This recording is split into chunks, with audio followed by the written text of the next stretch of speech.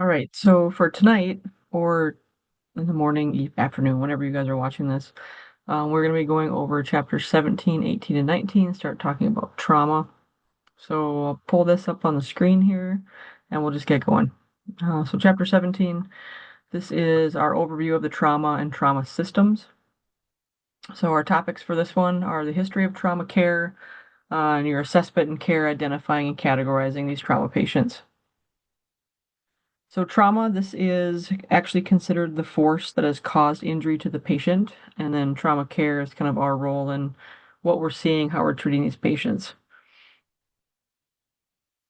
So a little history on trauma care. Um, a lot of our stuff comes from military, so don't be surprised if you start seeing this kind of popping in here. So it was developed to better care for injured patients, began in part through battlefield experience. Trauma centers have to meet specific requirements to best care for our trauma patients. So in 1966, local funeral homes transported patients to hospitals using ambulance staffed with providers who only had first aid training. The EMS system, as we know it today, was kind of born from that desire to care for trauma patients on the highways and other parts of the area of the country. So, as the national EMS system was being planned, MASH units, like the TV show, Mobile Army Surgical Hospitals, were introduced in the Korean War. The paper Accidental Death and Disability, the Neglected Disease of Modern Society, was published by the National Academy of Sciences, noting that soldiers' injuries on the battlefield could receive better care than people crossing the street back home. So the EMS system is kind of starting at that point. Trauma centers, these are hospitals that meet strict criteria set by the American College of Surgeons or state authorities, maybe designated as trauma centers. Our closest trauma centers that we have up here in Duluth, St. Mary's. This designation is a very high standard and requires hospitals to have certain capabilities on hand 24 hours a day. So this includes a trauma surgeon as well as specialty surgeons, full surgical capabilities, and diagnostic equipment 24 hours a day. Whenever possible, we should be transporting these serious trauma patients to trauma centers for best chance of survival. A lot of times we'll call air medical, especially up in our rural area, to get them to these areas, like St. Mary's or St. Luke's. So air medical is our best chance for some of these patients, like heart attacks, STEMIs, stroke patients, major trauma patients. Not all areas have a trauma center, so doing our assessment at the scene, activating that helicopter, getting them ready is super important. So EMR assessment and care, identification and categorizing these trauma patients. So trauma assessment is largely based on what we find. You see blood, where's it coming from? You see a broken bone, we can splint that. So the 5 decisions of a scene size up are scene safety, standard precautions, the mechanism of injury or how it happened, the number of patients that we're seeing, and resources that we need. So additional resources, resource determination. If we have a bigger incident, we're never going to start doing patient care until we complete that scene size up. For trauma assessment, we are hands-on, look, listen, feel. I tell my students trauma naked. So if you can't see it to fix it, make it so you can see it to fix it. Expose the patient, use observation and palpation to identify their injuries. Once that patient is exposed, we want to look at the entire patient to find obvious injuries and evidence of any internal injury going on. We want to palpate or feel the entire patient to identify broken bones, rigidity in the abdominal area, anything that we're seeing that we can identify to help treat. When we do our scene size up, the 5 kind of decisions that we're doing, scene safety, traumatic injuries may result from lots of things. Could be violence, could be a motor vehicle collision, could be machinery, it could be a fall. There's lots of causes for this, and all can present a danger to us. So make sure the scene's safe before you go in. Standard precautions. Trauma patients are often bleeding profusely, so gloves are not always enough protection. You might want to think about the gown, if there's squirting blood or if it's major blood all over the place, a mask, glasses, that kind of stuff. Keep yourself safe. Mechanism of injury. So as we approach the scene, we want to evaluate the mechanism of injury because it's going to give us an idea of how injured that patient is and what types of injuries that we're expecting to see from that patient. The presence of significant mechanism of injury should give us a high index of suspicion, which is everything that could be wrong with that patient for critical injuries. A number of patients, trauma calls are likely to have more than one patient sometimes, so like motor vehicle collisions. So identifying the number of patients determine the resources that we need. Do we need more ambulances en route? Do we need the fire department there? What is the first responder are you seeing? Do we need the power cut off? So what do we need to tell dispatch? We need people coming our direction. We can always turn people around. So just get them coming.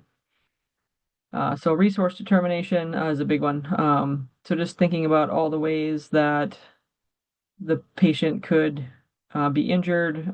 Is there a power line down again? Multiple patients, multiple ambulances. Do we need extrication? That kind of stuff. So scene safety, standard precautions, making yourself safe, mechanism of injury, how it happened, number of patients that you're seeing, and then what do you need to come help you? So we do our primary assessment. Again, ABCs, right? Airway, maintain an open airway, possibly suction if that's necessary. We want to maintain the airway open. So if there's any teeth, blood, other fluids, we want to get that out of there. We want to make sure we're maintaining manual stabilization of the head and the neck if it's required for that patient. If they have suspected spinal injury, for breathing, we want to ensure that the patient is breathing adequately. So good rate, good quality. We can administer high flow oxygen to trauma patients and ventilate them with a BVM when needed. Chest injuries may make it difficult and result in inadequate ventilation. So if they have something wrong with their chest, that's going to affect their breathing. So we need to look at that as well. So in the presence of chest trauma, constantly ensure adequate ventilation through our assessment.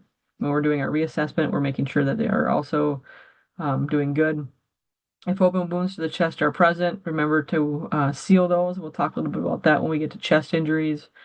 We don't want them to get too much air in their chest cavity that can cause a tension pneumothorax and collapse their lung.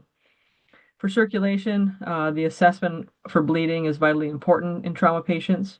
Sometimes the bleeding may be hidden by thick or layered clothing.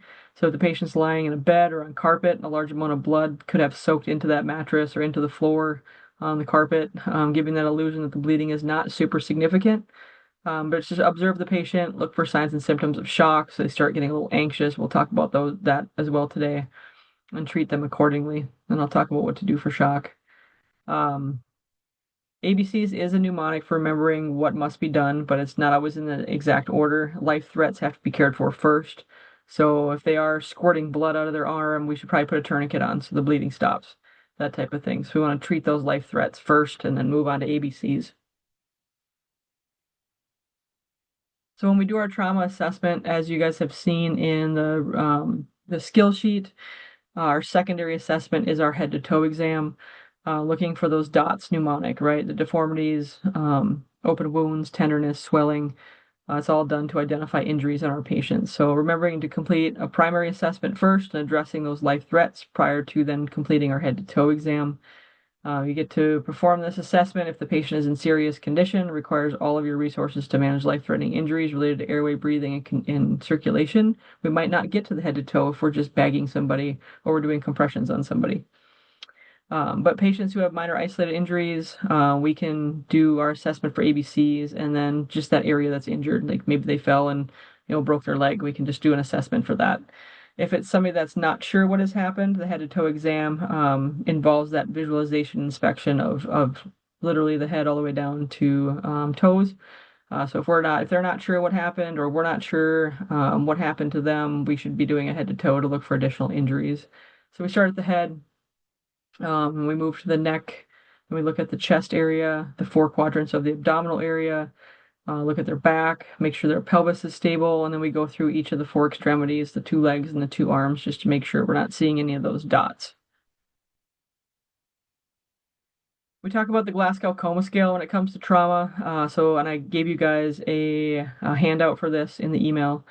So the Glasgow Coma Scale helps us as EMS providers determine patient severity. In many EMS systems, it also helps us make a triage decision. So it has three components: eye-opening, verbal response, and motor response. The total score is calculated by the score for each of these three components, with a max score of 15 and the lowest score technically a 3. As a general rule, patients with a Glasgow Coma Scale of 13 or less are considered at a risk of severe injury, and patients with a Glasgow Coma Scale of 8 or less are considered critical, maybe in a coma. So the Glasgow Coma Scale should be done after our primary assessment and care. It's going to serve as a record of the patient's status early on the call, and we can do it again to compare it to how the patient's doing and start that trend. So I gave you a sheet that looks like this. This is our Glasgow Coma Scale. So each of these categories has a specific response to it. So eye-opening, are they spontaneous? This would be like your AVPU, right? Spontaneous would be your alert. To speech would be like your verbal. To pain would be like your pain. And then no response would be like unresponsive. So AVPU, our AVPU system right there.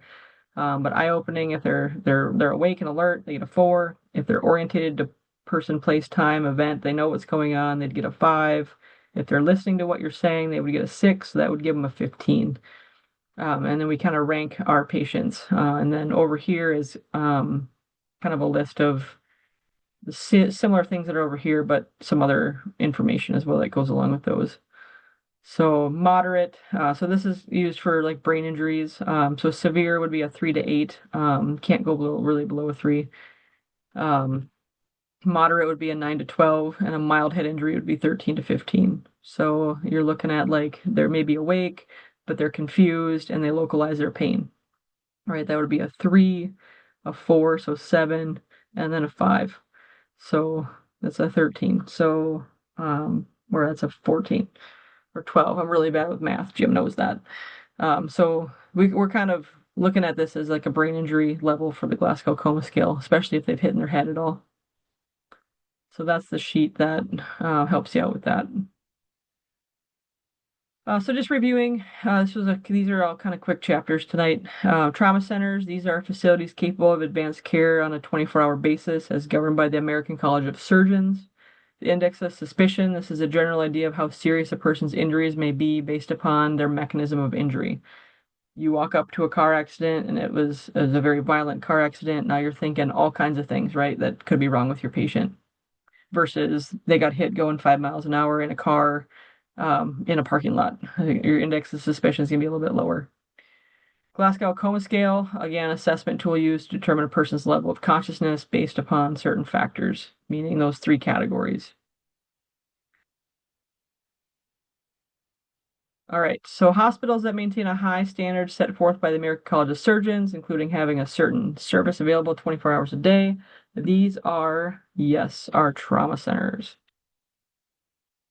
In a trauma assessment, the majority of your relevant information is going to come from what you physically find. This is why it's important that if you don't know what's going on, do that head to toe on your patient. And then a patient who is in shock will often present with a rapid pulse and cool, clammy skin. And we'll talk more about shock coming up here.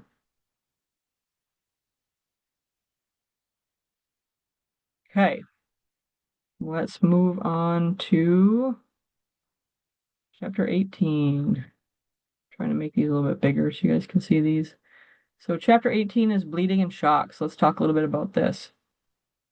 So topics, the downward spiral shock, recognizing shock, our patient assessment for bleeding, our patient care for bleeding, special situations that you might see, and then our care for shock. So bleeding, internal and external. So external bleeding, obviously we can see, internal we can't see.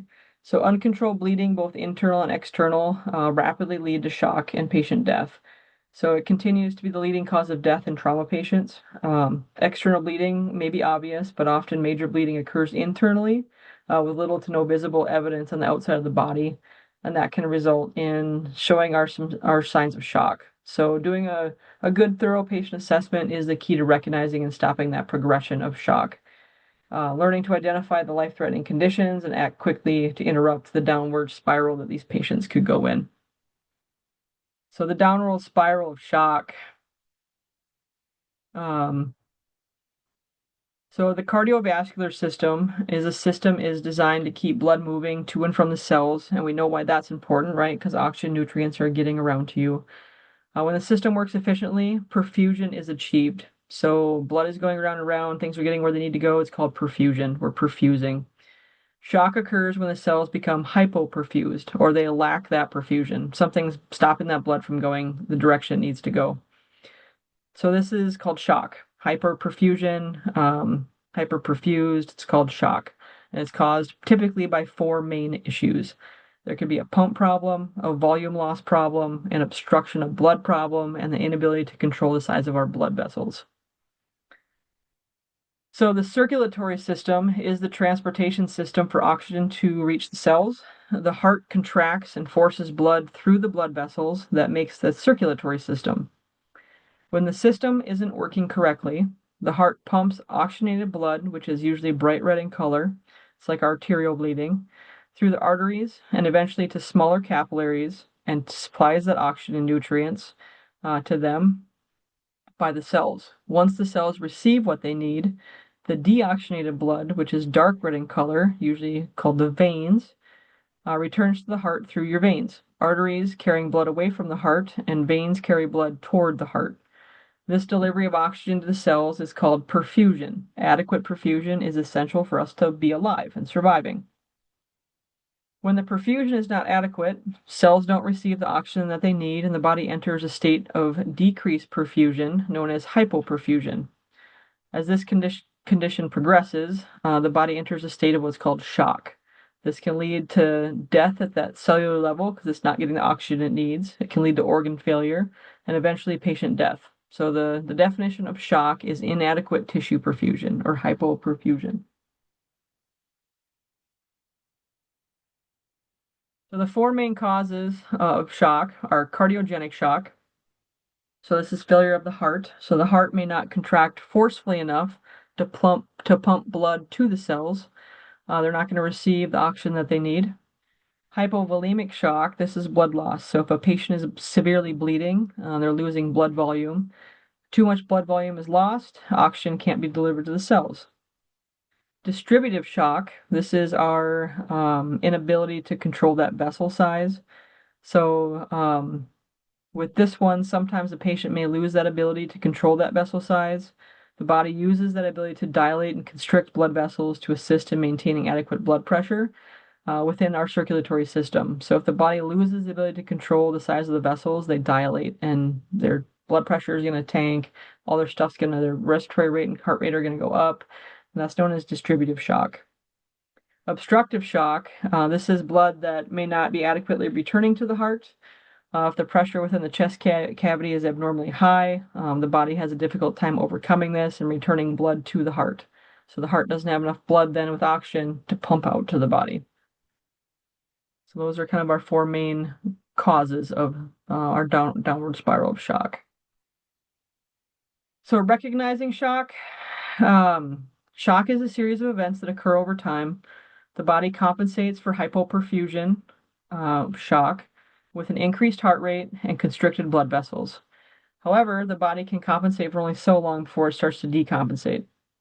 Decompensation occurs when the challenge overcomes the compensation, or when the compensatory mechanisms begin to fail. We're going to use predictable signs and symptoms to determine which stage of shock the patient is in.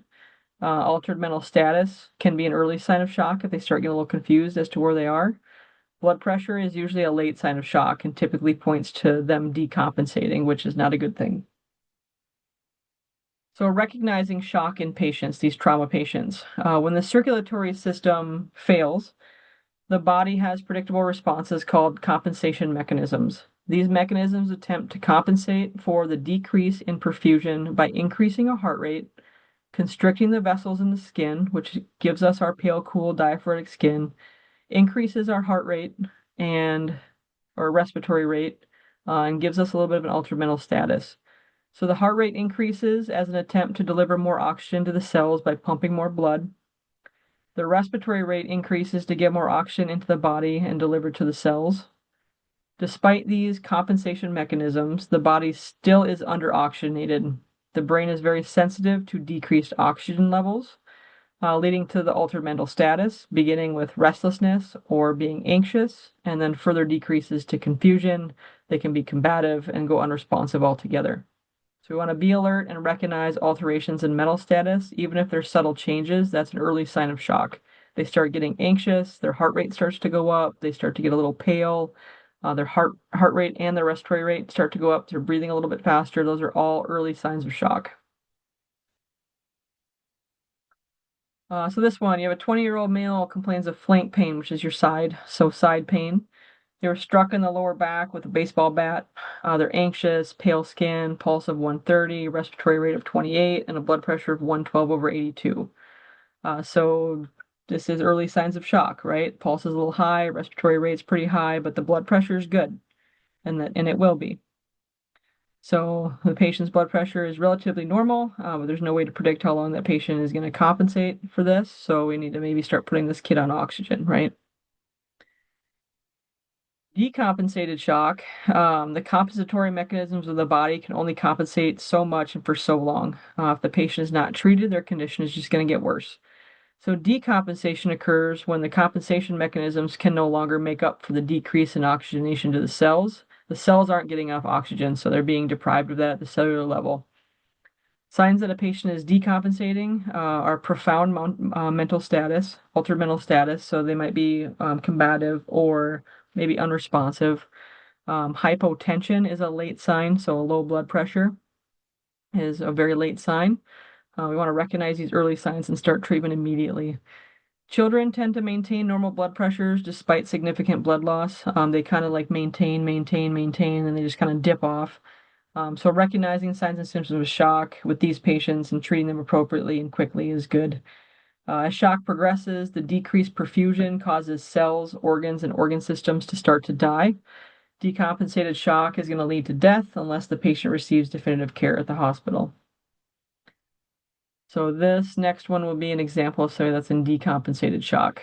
56-year-old male complaining of chest pain, difficulty breathing. He's lethargic. He's pale, cool, diaphoretic. Yeah, maybe he's having a heart attack. Could be cardiogenic shock.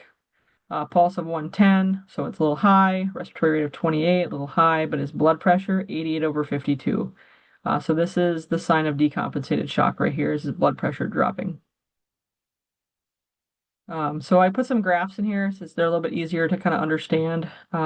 So compensation, and so this is based on like hypovolemic shock essentially. So your volume, you're losing volume, so you're losing blood. As you lose blood, as time goes on, you're gonna be start to compensate a little bit, and you're gonna be shocky.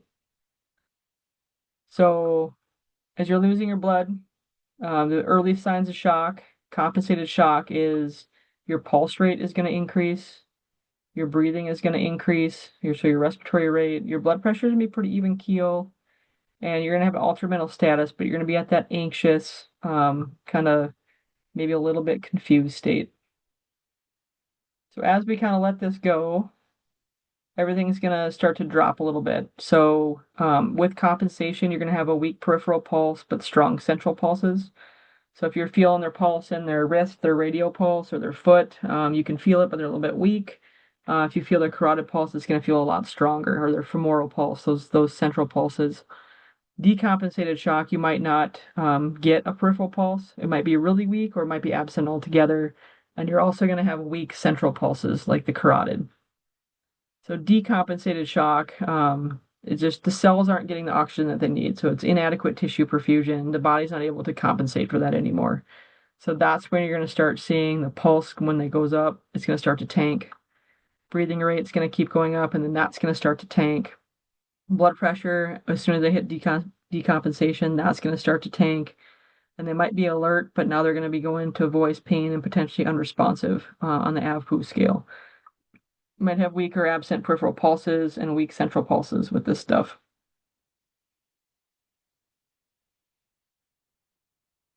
All right, bleeding. So you may get distracted sometimes by the amount of blood present on a call. Remember that we have to use a systematic approach to assessing these patients. We want to correct life threats first in bleeding, but don't forget to assess for and ensure inadequate or intact airway, breathing, all of our ABCs, circulation. Failure to correct the airway and breathing problems is going to cause our patient's condition to start deteriorating and could lead to patient death. So when it comes to especially external bleeding, we have arteries, veins, and capillaries. So looking for the external bleeding, you're going to see these three types. So arteries, arterial bleeding is usually bright red in color and spurting from the wound as the heart beats. You kind of see it squirt out as the heart beats. Arterial bleeding can result in rapid blood loss and is the most difficult to control usually. You usually got to get a tourniquet out for that. Venous, or our veins, our venous bleeding is dark red in color and flows steadily from the wound. Venous bleeding is under less pressure, remember, because that's going back to the heart, so it's not under as much pressure, and it's controlled relatively easily. But people can still get shock from blood loss from this. Capillary bleeding is also dark red in color and usually oozes from the wound. In most cases, the bleeding is minor and stops on its own, but remember to consider underlying injury and risk of infection for any of these open wounds. With internal bleeding, so doing our primary assessment, internal bleeding occurs when internal organs are damaged and begin to bleed, or when blood vessels are damaged. Vessels may become damaged when bones break and the jagged ends are in close proximity to those vessels. Large amounts of blood can accumulate in the body cavities without showing external signs. Since we cannot access the internal area to control the bleeding, this type of bleeding can be massive and life-threatening. So consider underlying injuries when external trauma injuries occur. Consider the forces that were exerted to that body and the affected area and the areas underneath of that where that patient got hit. Knowing the locations of major organs within the body kind of allows us to suspect underlying injuries to the organs that got hit. So even if the patient does not have external signs of injury, we can consider internal injury has occurred if they're showing us some of those external signs, like by showing us some of those signs of shock. So some of the signs and symptoms that you'll see are external trauma to that area, pain, tenderness, rigid or distended abdominal area. When you palpate the four quadrants, is it rigid?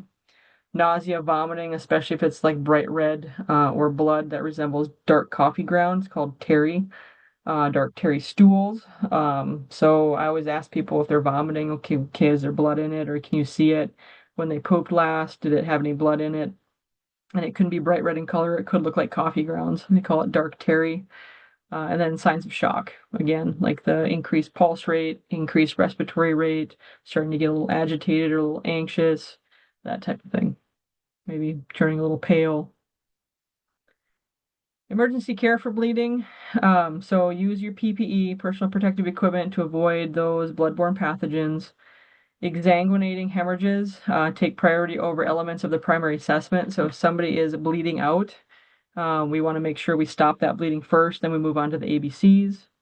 We're going to use direct pressure as the first step in controlling external hemorrhage. Where protocol allows hemostatic agents, some people use those. Typically, that's like rescue squads, wilderness, law enforcement will have the hemostatic agents like Quick Clot. So putting that on, applying direct pressure to control bleeding. Most places that are rural and or city, like EMR ambulances, we don't carry hemostatic agents. We apply a tourniquet to an extremity. So arm and a leg, if it's bleeding out, we want to make sure we put a tourniquet on there to stop life-threatening bleeding if direct pressure can't control it.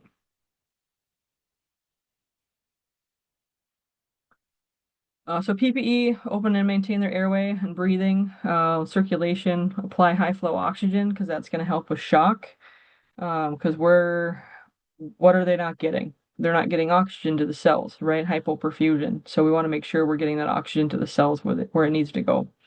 So emergency care of that patient is PPE, open the airway, make sure they're breathing, provide high flow O2, and then control any external bleeding. Again, unless it's an exsanguinating, like bleeding out situation, we would stop that first. So as always, your first priority is to keep yourself safe. Use your standard precautions to protect yourself from dangerous diseases. The minimum protection usually is gloves, but keep in mind that in some cases you might have to wear additional stuff. Eye and face protection, gowns, shoe protection. If spurting blood is present, take steps to prevent that from getting into your eyes and your face by wearing those safety glasses and a mask. Wearing a gown is going to prevent contamination of your arms and your clothing, because that clothing is eventually then going to go home with you, right? Who's at home is your family.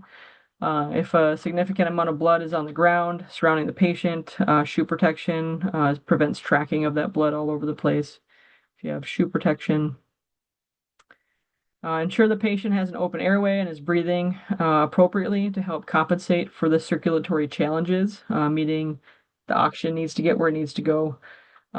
If necessary, open the airway and manage breathing with a bag valve mask attached to high concentration oxygen. So we're going to attach that to 15 liters per minute. If the patient is breathing adequately, and just administer high flow oxygen by a non-rebreather. So set that at 15 as well. After ensuring adequate airway and breathing and providing oxygen, you may begin to control the external bleeding.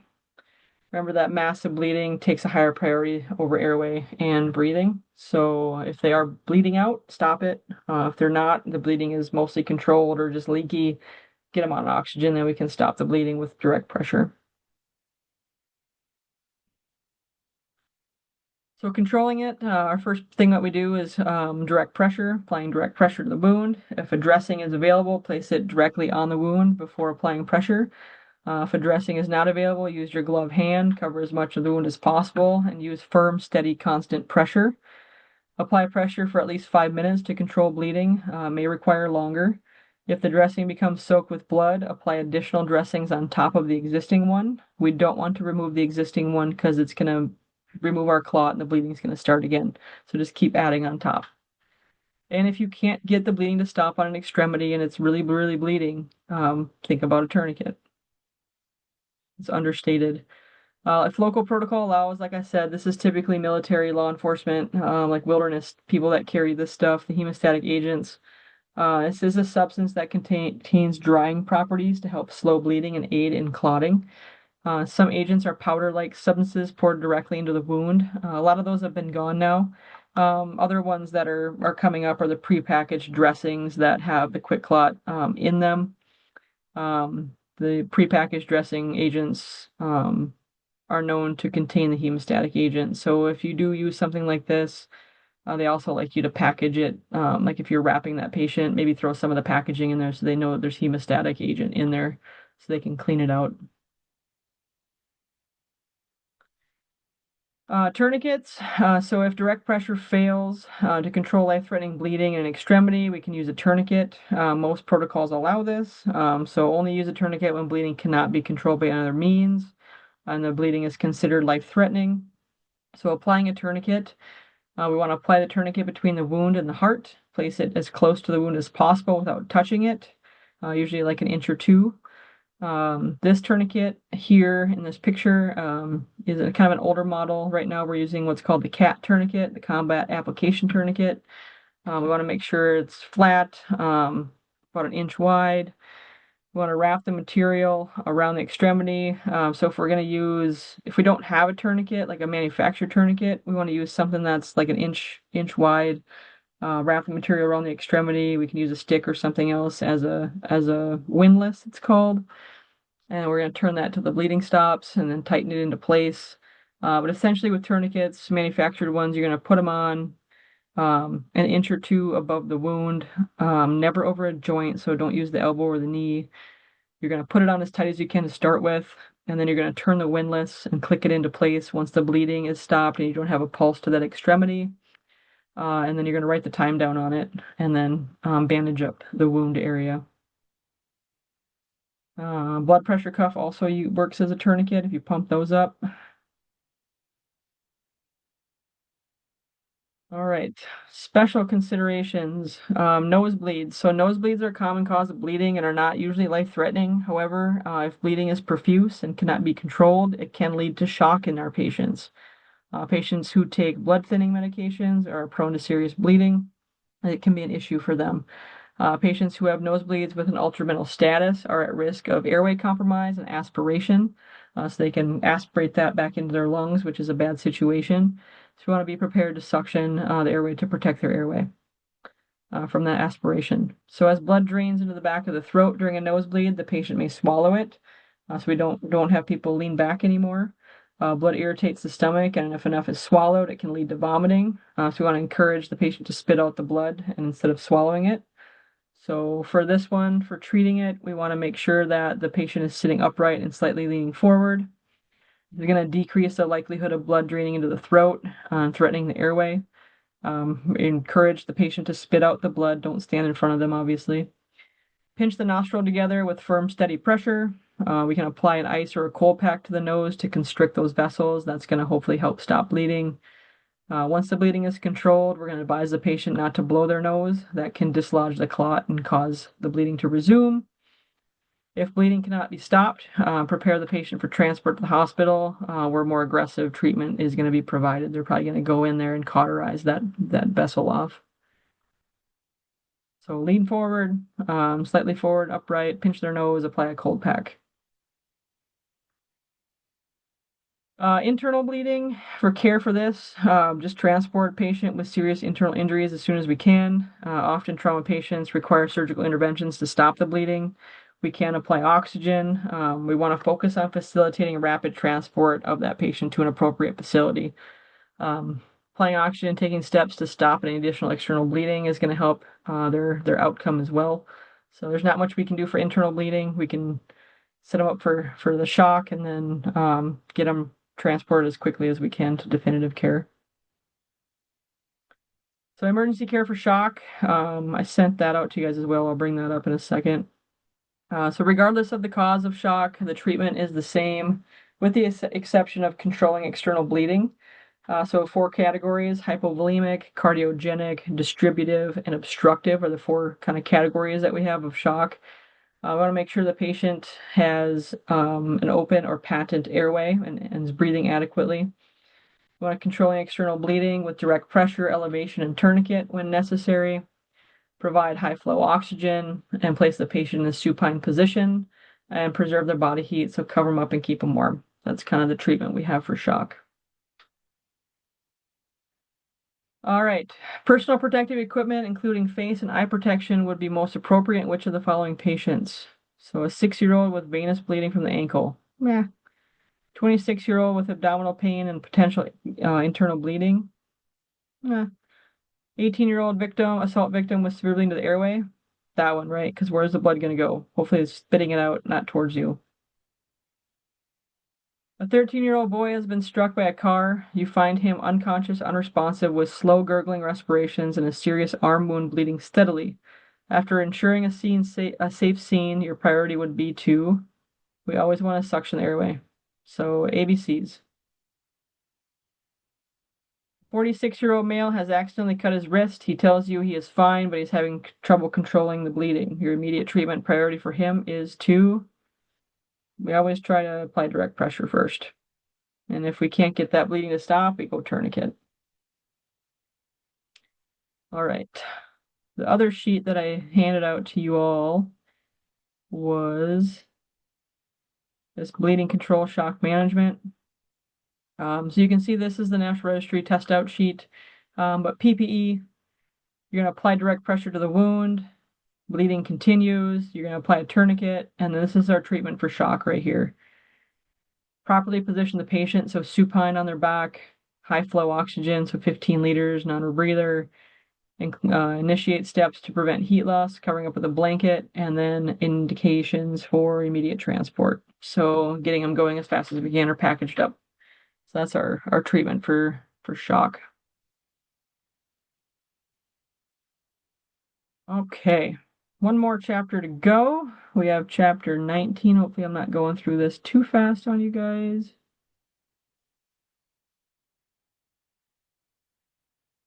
Chapter 19, chest and abdominal injuries. So the chest and the abdomen are the 2 things that we're going to talk about here. So think of the chest and the abdominal cavities as the body's vault where lots of important things are held. These cavities are designed to hold and protect the organs that they contain. The bones of the spine and ribs, as well as the muscles, provide protection from injury and for these things in our chest and abdominal areas. Sometimes the forces applied to the external tissues can cause injuries to internal organs, and it can lead to life-threatening conditions. Trauma to the soft tissue of the chest and abdominal area should raise concern that internal organs could be damaged. So consider the relationship between chest and abdominal injuries, emergencies as shock as well during our assessment, because they could be bleeding internally. Trauma to the soft tissue of the chest and abdominal area should raise concern for that. So the chest area, more gruesome pictures for you guys.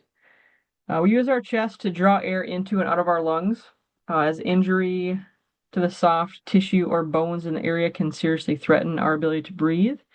Our lungs take up the majority of the space in the chest cavity and expand and contract with movement of the chest wall. So if things are happening in the chest, it's obviously going to affect our breathing. So again, inhalation, we use our muscles in order to breathe. The muscles between the ribs cause the chest to expand as they contract. The diaphragm moves upward or moves downward when it contracts. When we inhale, the chest expands and our diaphragm moves downward, increasing the size of the space of our chest cavity and creates a negative pressure that allows air to flow into our lungs. When we exhale, our chest returns to its resting state and the size of our diaphragm relaxes and moves upward, and it creates a positive pressure and allows air to flow out of our lungs. So negative pressure, inhalation, positive pressure on exhalation. If we have an open chest injury, it's a hole in our chest area. If that hole is large enough, air may actually be pulled through it when we inhale. This is called a sucking chest wound because you hear a sucking sound or see bubbles as air is pulled or pushed out through that hole. If air is pulled in the chest and becomes trapped between the chest wall and the lung can actually collapse, and this is called a pneumothorax. We can have both air and blood accumulate between the wall and the chest, causing a lung to collapse. We'll talk about that. So sucking chest wound, if the hole is large enough, air can accumulate in there. A pneumothorax is if air is pulled into the chest and becomes trapped between the chest wall and the lung. And this can lead to our lung being pushed over and eventually is going to collapse. This is what we do for this. So upon recognizing an open chest injury, immediately stop air from entering into the chest cavity. An occlusive dressing, so this is an occlusive dressing, is a dressing that does not allow air to flow through it. So something like a bag or like a clear plastic, like Ziploc bag. Maybe plastic, Vaseline gauze, or another similar airtight material that is placed over the hole in the chest. So the dressing should be at least 2 inches larger than the wound and made of material heavy enough to stay in place against the relatively high pressure of us breathing. So once you apply the occlusive dressing over the wound, we're going to tape it on 3 sides. The fourth side is left open to allow trapped air in the chest to escape as pressure increases. The dressing works like a relief valve. So as they breathe in, this sucks in, not letting air in, but as they breathe out, air will come out and escape through here, and any blood will kind of drip through here as well, but it's not going to allow air in. Remember that if the pressure continues to build up inside the chest, the lung is going to eventually collapse. So if we don't get an occlusive dressing like this on them, their lung is eventually going to collapse. We want to observe the patient for deterioration in their condition. If the patient gets worse after you apply the occlusive dressing, increased shortness of breath, or their mental status changes, consider opening the dressing to release any pressure. So a pneumothorax, this occurs when air becomes trapped between the chest wall and the lung. As more and more air accumulates in this space, the lung eventually is going to collapse. When the lung begins to collapse, the amount of air that the patient is able to breathe is obviously going to decrease. If the pressure becomes high enough, the lung totally collapses, and pressure on the heart and great vessels in the chest cavity decreases the amount of blood that the heart can eject. Which again can lead to a decrease in output of the heart that leads to shock. This progression condition, it's going to be a progression if it doesn't get fixed, and that can lead to a tension pneumothorax.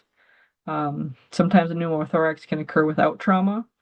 That's why you see spontaneous pneumothorax on here. So tall, thin patients, patients with COPD or the chronic obstructive pulmonary diseases like emphysema and chronic bronchitis, and longtime smokers are prone to developing small holes in their lung tissue that can lead to spontaneous pneumothorax. Although the chest wall is intact, air leaks from the lung itself and accumulates inside the chest. This can also lead to the collapse of the lung and shock. Because these patients don't have an open injury to seal, the only treatment that can be provided if the patient has high flow oxygen, and that is a life-threatening condition. So spontaneous pneumo. Hemothorax, just like it sounds with pneumothorax, pneumo being air, hemo being blood. Just as air can accumulate in the chest cavity, so can blood. The chest contains many large vessels that, if damaged, may bleed profusely. As blood accumulates, pressure increases. The pressure of the accumulated blood also can collapse the lung, just as air can. So the collapse of the lung can lead to pressure of the heart and great vessels, decreasing the output of the heart and leading to shock. Shock can also be precipitated by the amount of blood loss from injury into the vessels. Once shock is present, that condition is called tension hemothorax, just like it would be for pneumothorax. And to make it even more difficult for you guys, they could have both air and blood that's accumulating between their chest wall and their lungs, which is called a hemopneumo or pneumohemothorax. So in a closed chest injury, the chest wall is intact. This injury is less traumatic than an open chest injury. However, we want to consider injury to underlying organs. Always assume an underlying injury if the mechanism of injury and your knowledge of the anatomy makes you suspicious that there's an injury to that area. So closed chest injuries, so our ribs, we have 12 sets of ribs. 10 of them are attached to the spinal column posterior or on our back and to the sternum anterior in the front. The other two sets are called floating ribs and are actually attached to the spinal column but not to the front. As with any bone, if enough pressure is exerted on the ribs, they will fracture or break. While palpating a patient's chest wall during your assessment, if you feel bone ends rubbing together as the patient breathes, this grating of the bone ends is called crepitus. It's like a bone-on-bone kind of grating. If a broken end of the rib punctures the lung, air may leak into the soft tissues and cause subcutaneous emphysema. So when we palpate the chest, we feel something like a crushing or popcorn under the skin. It indicates the presence of that subcutaneous emphysema, so they probably have a punctured lung. Pain can be the most significant problem with rib fractures and cause the patient to decrease their respiratory depth, so they're not going to get that good air in and out. They might just be making these shallow breaths. While this is usually not a problem for healthy patients, people that have a respiratory disease like COPD can be really affected by this. Often a rib fracture patient will attempt to splint an injury by holding their arm against the injured rib. We can consider providing a pillow. We call this pillow splint. It's putting a pillow between the arm and the patient to hold it against their chest when they start breathing or they're coughing, anything like that. That's going to help stabilize them. There's this thing out there called a flail chest. So if we have broken ribs, if two or more adjacent ribs are broken in two or more places, like look at this picture, like these are all broken here. This free floating area right here is called a flail chest segment. So it's a free floating section of ribs, two or more broken in two or more spots. Because the chest wall rises and falls with respirations, you may see this flail segment remain depressed when we inhale and return to normal at the end of exhalation. So the abnormal movement of the chest wall is called paradoxical breathing. So the paradoxical breathing part is when we inhale, these actually are staying in place. The rest of them are going out. And then when we expire, breathe back out, they kind of get back in line with them, maybe pop out a little bit. So they're going kind of the opposite direction, it looks like. So a flail chest may seriously affect the adequacy of that patient's breathing. It's going to be pretty painful. So we can provide assisted ventilations with a bag valve mask or give them some oxygen to help them out a little bit. The treatment for this at the EMR level is oxygen. When ambulance gets there, the new treatment form for this is actually CPAP. All right, blunt trauma to the chest. So not all trauma to the chest results in rib fractures. So realizing that massive damage to underlying organs can occur even when the ribs are intact.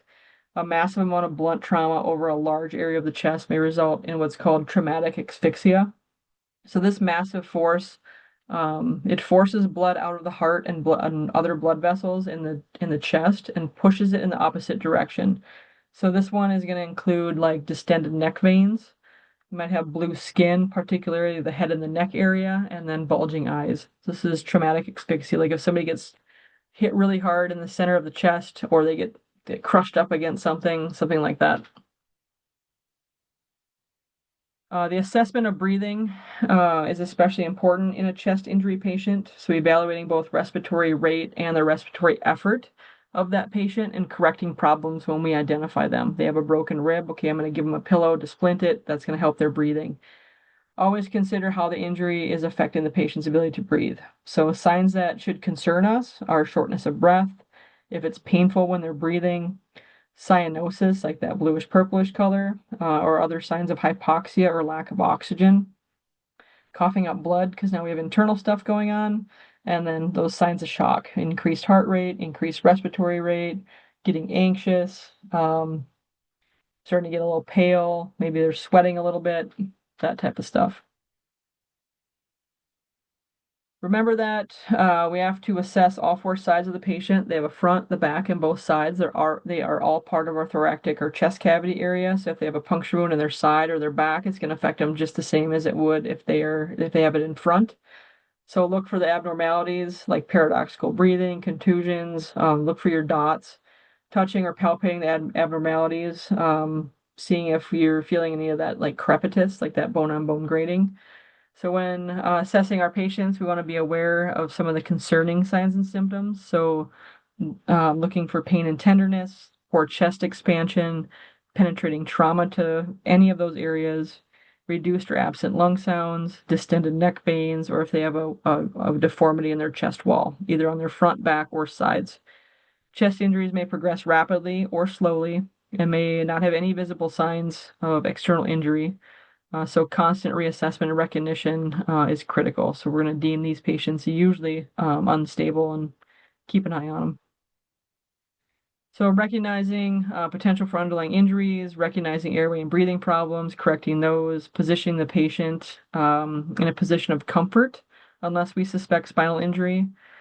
Consider high flow oxygen especially if they're hypoxic or showing signs of lack of oxygen. Applying occlusive dressings if needed to that penetrating trauma. So be aware that potential lung injuries extend from the shoulder area to the navel. We'll talk about that when we get to the abdominal area. And then we want to reassess them frequently. So again, that occlusive dressing is that airtight dressing for sucking chest wounds. The abdomen refers to the space between the diaphragm and the pelvis. You get your liver, your spleen, large vessels, there's your abdominal aorta, lots of stuff going on in there. Unlike the chest, the abdominal organs are not very well protected because there's no bones in that area. So a lot of people, you get hit in the stomach and you can do some damage. Abdominal organs are more likely to become injured from trauma, so mechanism of injury is a vital part of our assessment, maintaining a high index of suspicion when a significant mechanism injury exists or occurred. So with our abdominal area, it's a frequent complaint of patients who call for help. Whether the pain is caused by medical problems or trauma, abdominal pain can be indicative of a very serious condition. Identifying the specific problem may not be possible, so you should treat all abdominal patients seriously and arrange for transport to the hospital for them. A lot of times they'll be laying in this fetal position, which kind of helps with the pain in the stomach muscles and that kind of thing. So covering a penetrating traumatic injury to the abdominal area, again, we're going to use an occlusive dressing for that as well. If there's any really opening between the neck and the pelvis, and it's open, we want to cover it with an occlusive dressing as well. So the occlusive dressing is going to help prevent infection. It's going to help keep air out in the event that the lung injury also exists. The diaphragm can drop below, as low as our navel or our belly button. So it's kind of considered part of the chest cavity a little bit. Therefore, even those mid-abdominal injuries, they pose a risk to lung injuries and to that pneumothorax or hemothorax. An evisceration, like in this picture, occurs when abdominal organs, like our intestines, protrude from an open wound. So we want to clean away the debris, cover organs with a moist, sterile dressing. Then we want to put an occlusive dressing over top of that. We want to prevent heat loss, and we're not going to allow the organs to dry out, so that's why we want the moist, sterile dressing. We're never going to push them back into the cavity. We're going to dress them in place. So I would do moist sterile dressing with some padding and occlusive over top of that. All right, impaled objects. So remember I told you guys never push anything out of anybody, never pull anything out of anybody, never push anything into anybody, right? So we're never going to remove an impaled object from a patient. The object may actually be preventing bleeding, and removing it could cause the patient to rapidly deteriorate. So we want to stabilize the object by stacking padding around it, kind of like a log cabin, and taping the padding into place or putting the padding in place. I usually use like a kind of like a figure eight kind of wrap. This should prevent the object from moving while transporting the patient. If bleeding is present, we're never going to apply direct pressure to the object because that could further damage the patient's organs and tissues underneath. Blunt trauma to the abdominal area presents a serious life threat. Often blunt trauma hides serious injury by damaging internal organs while showing little to no evidence externally to us, so we can't see the signs. The abdominal cavity has the capacity to hold a large amount of blood, and if the injury is left untreated, our patients could bleed to death without a drop of blood being visible to us. So always consider the risk of internal bleeding and shock when treating a patient with abdominal injuries. Signs and symptoms of internal injuries are pain and tenderness, distended abdominal area, rigid or guarding of the abdomen, like they don't want you to touch it, they're kind of holding it. Bruising to the abdominal area, back or flank, which is your side. Pain that's radiating to the shoulders. Blood in the vomit, urine or stool, or signs of shock. GI bleeding, we get a fair amount of that up here. Bleeding can occur in the esophagus, the stomach, or the intestines. Bleeding could be minor or severe to the point that it presents a life threat. Gastrointestinal bleeding, or we call it GI bleeding, this presents as blood in either vomit or stool. Sometimes this takes like a coffee ground kind of appearance and is not red as blood would be expected to look. They call it like a dark terry kind of color. GI bleeding can present with or without abdominal pain, but don't underestimate the possibility that it can be serious. So we always want to ask them, like, if they're vomiting or if they're going to the bathroom and having a bowel movement, kind of what color is it? Are they seeing anything red or anything kind of a dark terry? Looks kind of like coffee ground. So fun questions to ask patients. So your primary assessment of the abdominal injury patient is likely to reveal clues to internal bleeding. If bleeding is severe, signs and symptoms of shock present very quickly. Be prepared to treat and treat that patient aggressively using oxygen, lay them down flat, keep them warm. Remember that the abdominal injuries may affect the lungs and lead to a hemothorax or a pneumothorax. Be prepared to assist ventilations. Assessment of the abdominal area includes all four quadrants, the sides and posterior, so they're back. So we're going to palpate and look for penetrating trauma, abdominal distension. This usually is a late sign indicates significant blood loss. Bruising, tenderness, rigidity, guarding, your dots, deformities, open wounds, tenderness, swelling, all of that fun stuff. Emergency care for abdominal injuries. Always consider the possibility of underlying injury to the abdominal organs, recognizing airway and breathing problems early and treat it aggressively using a bag valve mask if needed. Provide high flow oxygen if signs of hypoxia are present. Recognizing and treating for shock, controlling the external bleeding that you do see, treating the open wounds appropriately. Eviscerations, if they have a sucking chest wound, we're putting an occlusive dressing over that. If a spine injury is not suspected, we're going to place these patients in a position of comfort. And then we're going to deem them unstable, so we're going to reassess them every 5 minutes so we can start identifying some trends in their condition. All right, so some of the following, we have definitions. So diaphragm, this is a large muscle that separates the chest from the abdominal area and plays a major role in the mechanical function of breathing. Sucking chest wound is an open wound in the chest where air is pulled in and pushed out as the patient breathes. A pneumothorax is air in the space between the lung and the chest wall. That's also called the pleural space. An occlusive dressing. This is a dressing that is made up of a material that is airtight and designed to create a seal over certain types of wounds, like a sucking chest wound. Tension pneumothorax, accumulated air in that pleural space that collapses the lung and puts pressure on the heart and great vessels, causing profound shock, is now tension pneumothorax.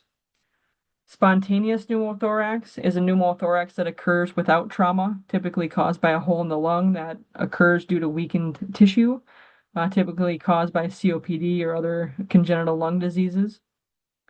Hemothorax is blood in that pleural space, and that also can collapse a lung in the same manner as the pneumo meaning air, hemo meaning blood. Crepitus is a grating sound of bone ends rubbing together. A flail segment or flail chest is two or more adjacent ribs broken in two or more places to create a free-floating section, and they're going to have that paradoxical breathing, which is one side of the section of the chest rising while the other side falls. Traumatic asphyxia is a massive blunt trauma applied over a large portion of the chest, forcing blood out of the heart in the opposite direction. Evisceration is an open wound of the abdominal area where abdominal organs like the intestines protrude. Again, moist sterile dressing, padding, occlusive dressing on top of that. Gastrointestinal or GI bleeding. This is bleeding that occurs within the gastrointestinal tract, stomach, intestines, those places, esophagus. Abdominal distension. This is an enlargement of the patient's abdominal area due to pressure from within, typically a result of internal bleeding.